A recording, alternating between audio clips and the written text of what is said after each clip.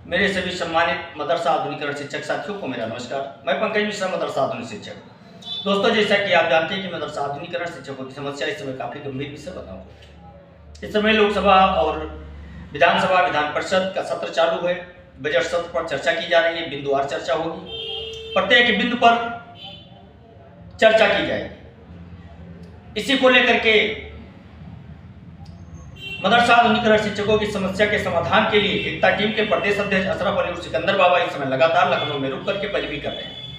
पक्ष और विपक्ष के नेताओं से उनकी मुलाकात हो रही है। आज उन्होंने एक वीडियो संदेश जारी किया है। उसमें माननीय आशुतोष सिन्हा जी, माननीय लाल बिहारी यादव जी, जिन्होंने मदरसा आधुनिकरण शिक्षकों का हमेशा आवाज बुलंद किया है सदन से, उनका इंटरव्यू भी था और उन्होंने हर संभव इस समस्या का समाधान कराने का आश्वासन भी दिया है। दोस्तों, मेहनत की जा रही है। कुछ लोग अपने तरीके से मेहनत कर रहे हैं, कुछ लोग अपने तरीके से मेहनत कर रहे हैं, लेकिन मेहनत किया जा रहा है। इसी कड़ी में आज बरेली के कुछ शिक्षक साथियों ने हिंदुस्तान पेपर में अपना इंटरव्यू दिया है और हिंदुस्तान ने बड़ी प्रमुखता से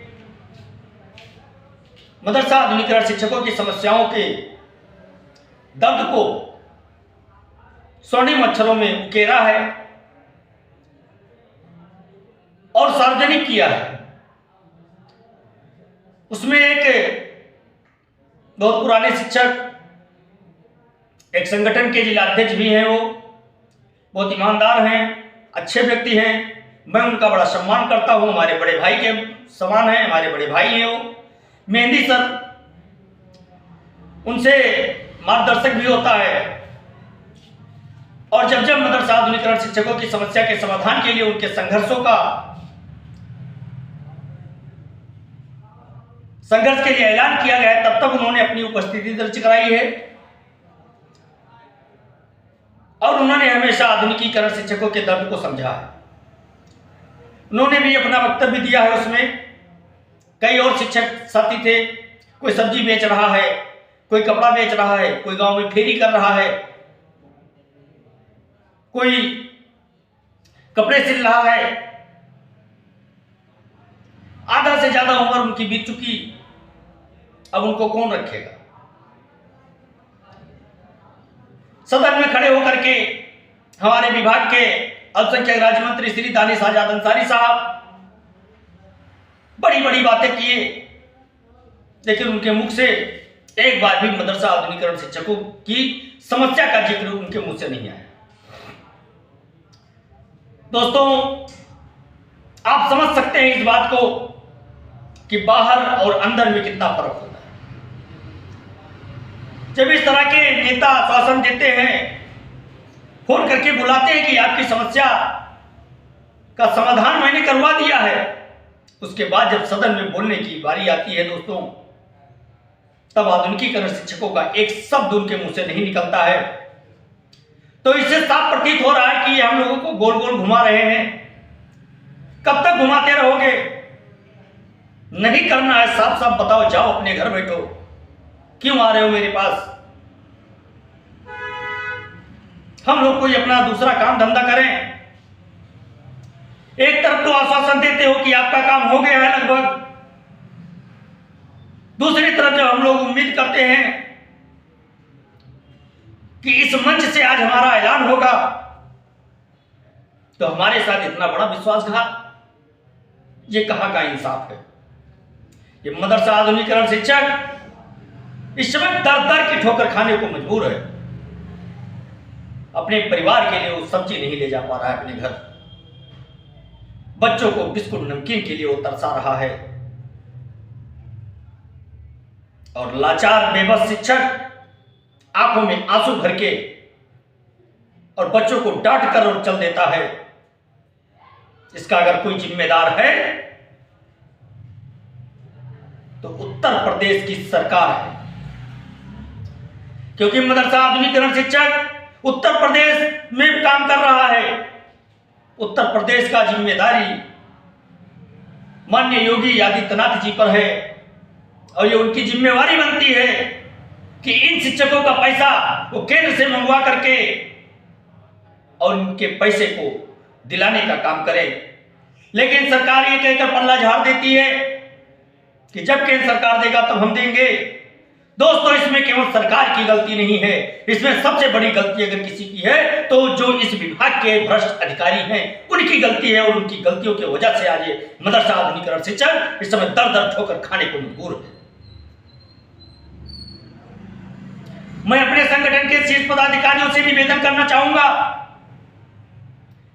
कि इन भ्रष्ट अधिकारियों के खिलाफ एक विशाल धरने का आयोजन किया जाए लखनऊ में और इनकी पोल खोली जाए। उसके लिए हम लोग तैयार रहेंगे, क्योंकि ये सही जानकारी नहीं देते हैं। जब इनसे कभी भी जानकारी मांगी जाती है तो उसमें कुछ ना कुछ कमी दिखा करके ये लोग और इसको न चलाने के बहाने उसी रास्ते पे ले जाने का प्रयास करते हैं। अगर ये लोग सही जानकारी दिए होते, समय समय पर मॉनिटरिंग की होती, तो आज मदरसा आधुनिकीकरण शिक्षकों की यह स्थिति नहीं होती। सरकार तक सही जानकारी इन लोगों ने नहीं पहुंचाया, जिसके वजह से आज मदरसा आधुनिकीकरण शिक्षक बेबस और लाचार, इनका परिवार टूट रहा है, सगे संबंधी टूट रहे हैं,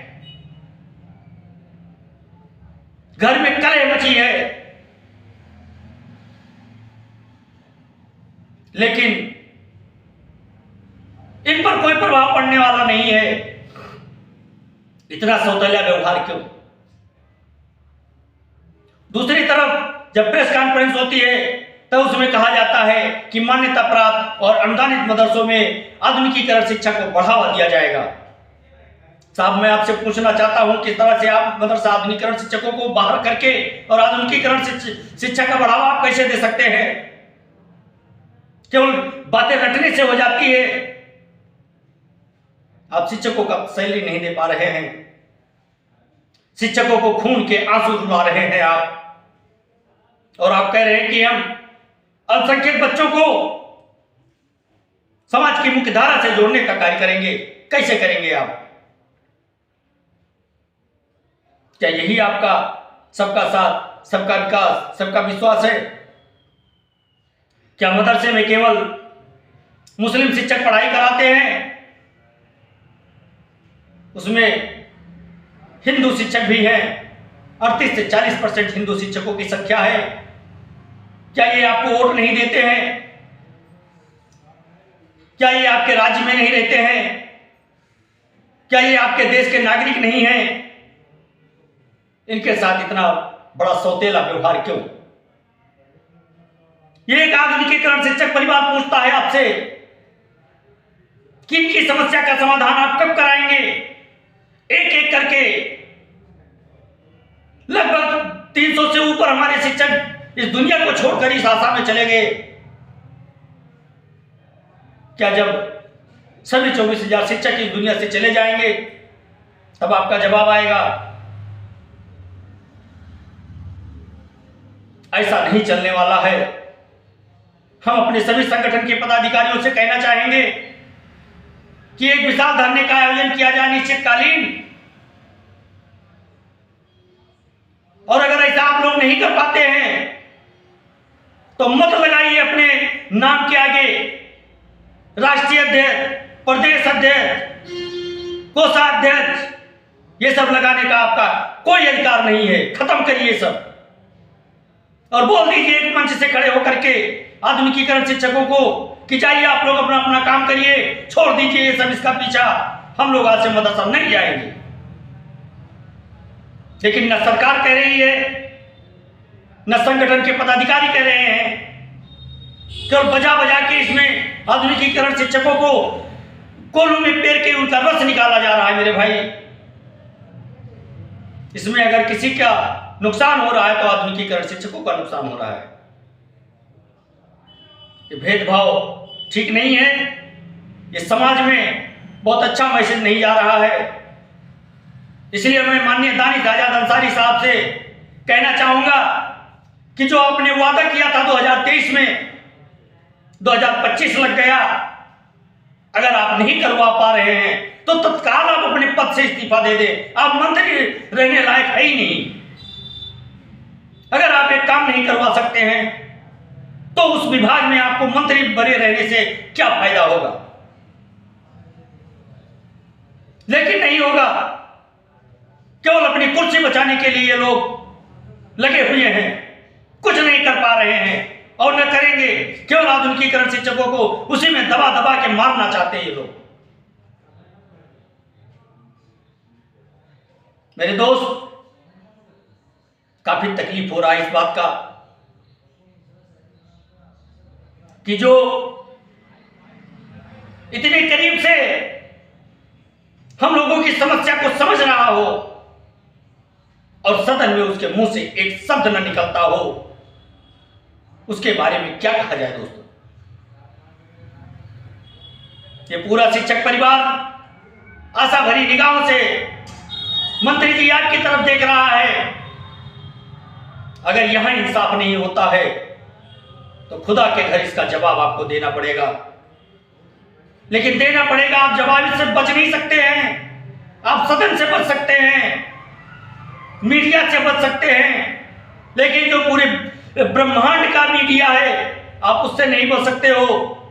इसलिए इन मदरसा आधुनिकीकरण शिक्षकों की समस्या का समाधान कराइए जैसा कि आपने वादा किया है। और अगर नहीं करा सकते हैं तो ये कहते हुए आप इस्तीफा दें कि उत्तर प्रदेश की सरकार में मैं मंत्री रहते हुए आधुनिकीकरण शिक्षकों का काम नहीं करवा पा रहा हूं, इसलिए मैं इस्तीफा दे रहा हूं। आप जिस पार्टी से भी रहेंगे हम लोग आपका साथ देंगे, काम हो या ना हो। दोस्तों, बहुत दर्द भरा हुआ इस सीने में। वीडियो काफी लंबा हो रहा है, इसलिए आपसे मैं क्षमा चाहूंगा। आज के लिए बस इतना ही। नमस्कार, जय हिंद, जय भारत, भारत माता की जय।